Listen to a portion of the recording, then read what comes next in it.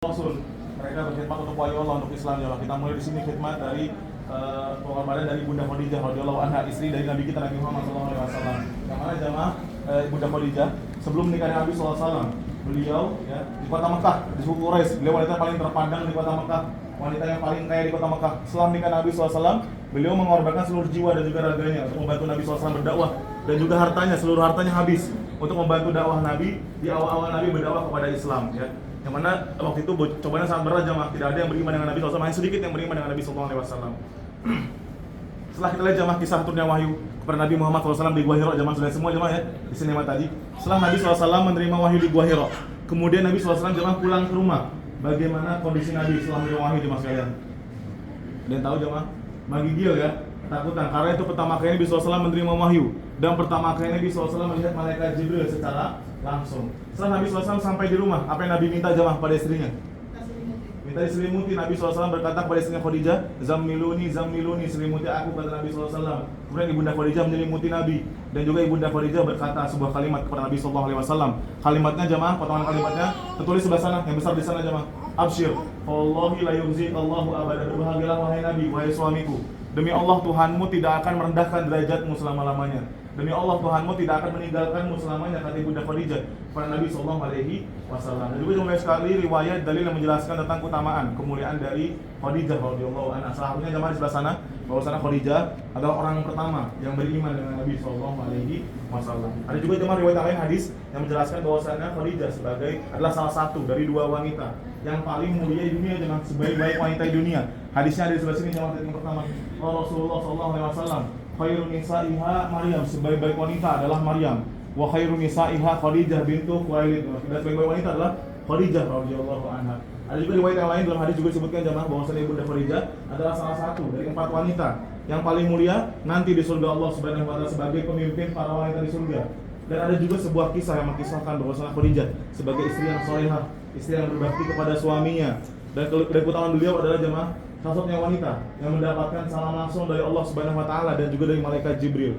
Kisahnya terdapat dalam hadis, dan hadis itu ada juga sebelah sini tertulis sama di titik nomor 2 dalam bawahnya. Dari sahabat Abu Hurairah hadisnya. Ketika itu Nabi SAW pulang ke rumah. Kemudian malaikat Jibril mendatangi Nabi SAW dan berkata kepada Nabi, wahai Nabi, nanti istrimu Khadijah akan datang kepadamu sambil membawakan makanan atau minuman.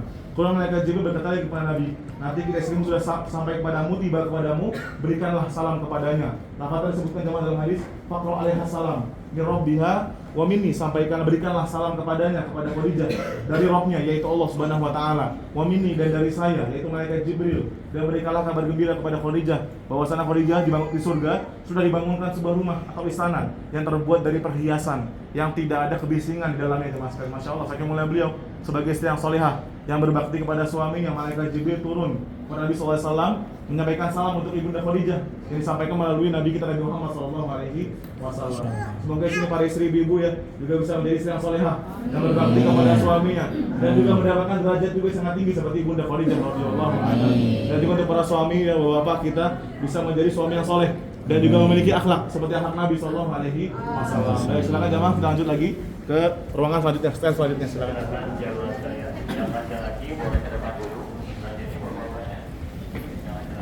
Ya, jamaah lagi sebelah sana ya, sebelah sana Ustaz, yang perempuan sebelah sana. Nah, ibunya sebelah sini menghadap kemari. Bongkarnya berasal apa? Ibunya berarti. Nah, sudah cukup menghadap kemari. Wasiatnya Bapak Ibu sekalian. Bapak Ibu sekalian, setelah Nabi Muhammad SAW meninggal, wahyu tidak turun lagi kepada manusia. Tidak ada lagi wahyu yang turun kepada kita. Bapak ini mana? Masih ini Bapak? Bapak, selanjutnya ini? Ya, jadi benar. Maaf Pak. Nah, namun pertanyaannya, jamaah sekalian, apakah kisah wahyu berhenti setelah Nabi Muhammad meninggal? Jawabannya tidak. Walaupun wahyu sudah berhenti turun, namun kisah wahyu tidak berhenti. Kisah wahyu terus berlangsung sampai pada hari ini, bahkan sampai menjelang kiamat kelak. Kenapa? Karena wahyu sudah dibukukan dalam bentuk Al-Quran dan Al-Hadis. Depan Bapak Ibu jamaah sekalian, sebelah kanan ini itu adalah replika dari naskah Mushaf Al-Quran yang ditulis di zaman Khalifah Utsman bin Affan radhiyallahu anhu. Adapun sebelah kiri itu adalah replika dari naskah Sahih Bukhari, kitab Sahih yang paling sahih kedua setelah Al-Quran, yang memuat hadis sahih dari baginda Rasulullah SAW. Selain itu jamaah sekalian, ada lagi yang menyebabkan kenapa kisah wahyu tidak berhenti, karena di dalam wahyu ada nilai-nilai dan petunjuk-petunjuk yang bisa dijadikan pedoman hidup. Di antaranya, ajaran wahyu bersifat universal, ajaran wahyu bersifat menyeluruh. Walaupun Rasulullah seorang Arab, tapi ajarannya tidak khusus untuk orang Arab, berlaku semuanya termasuk kita semua. Kemudian, di antara nilai petunjuk wahyu yang memerintahkan kita mencari ilmu, wahyu memerintahkan kita hanya menyembah Allah semata, wahyu memerintahkan kita menjaga hak asasi manusia. Kemudian, mari Bapak Ibu dan sebelah sini jamaah sekalian. Di antara nilai dan petunjuk wahyu, wahyu memerintahkan kita berbakti kepada kedua orang tua, wahyu memerintahkan kita memiliki akhlak yang mulia, dan masih banyak lagi nilai-nilai petunjuk-petunjuk wahyu yang lainnya. Sebagai penutup, Bapak Ibu jamaah sekalian, ada wasiat, ada nasihat, ada pesan dari Allah Subhanahu wa Ta'ala untuk kita semua terkait nilai dan petunjuk wahyu. Apa wasiat, nasihat, pesan Allah? Mari Bapak Ibu kita sebelah sana. Sebelah sini Bapak Ibu. Bapaknya sebelah sini Pak. Ibu-ibunya mari kita sini. Bapak Ibu kita dengarkan baik-baik, kita perhatikan bersama apa wasiat, nasihat, pesan Allah untuk kita semua terkait nilai dan petunjuk wahyu. Bapak Ibu jemaah sekalian, Allah berfirman, "Fastaghfirulladzi uhiya ilaika innaka 'ala shiratin mustaqim." Maka berpegang teguhlah kamu dengan wahyu yang diteruskan kepada Muhammad. Waktu kita baca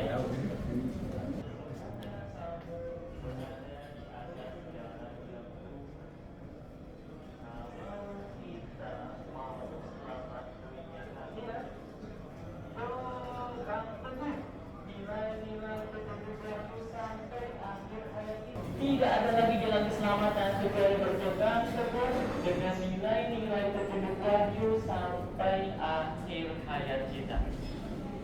Tadi Bapak Ibu jauh saya disampaikan, di antara nilai petunjuk wahyu apa? Ajaran wahyu bersifat universal, berlaku semua kalangan seluruh. Nah Bapak Ibu tentunya di sini profesi pekerjaannya beda-beda. Betul? Ada sebagai ibu rumah tangga, sebagai pedagang, petani, karyawan, pengusaha dan sebagainya. Betul Bapak Ibu ya? Sekarang Bapak Ibu ada contoh teladan buat kita semua. Di depan kita Bapak Ibu ini contoh teladan buat kita semua bahwa setiap profesi, setiap pekerjaan bisa mengamalkan nilai petunjuk wahyu sesuai dengan profesinya masing-masing. Seorang ibu di Pakistan namanya Nasim Akhtar, dia masih hidup. Dia profesinya seorang ibu rumah tangga, seorang penjahit. Beliau ingin mengamalkan nilai petunjuk wahyu sesuai profesinya sebagai seorang penjahit. Akhirnya beliau menjahit menyulam Al-Quran lengkap 30 juz Al-Quran dalam waktu 32 tahun. Diterangkan bahwa beliau menyulam menjahit Al-Quran di waktu setelah sholat tahajud sampai masuk subuh dalam keadaan ruwet. Hampir setiap hari seperti itu sampai lengkap 30 juz. Setelah itu apa? Beliau mewakafkan Al-Quran. Ingat nih Bapak Ibu jawabnya, arti wakaf Al-Quran kafir.